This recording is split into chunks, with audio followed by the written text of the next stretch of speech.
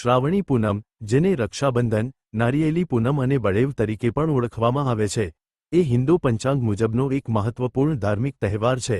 ખાસ કરીને બળેવના દિવસે દેશભરના બ્રાહ્મણ સમાજ દ્વારા પોતાના શરીર પર ધારણ કરાયેલ યજ્ઞોપવીત એટલે કે જનોઈ બદલવાની શાસ્ત્રોક્ત પરંપરા પાળવામાં આવે છે.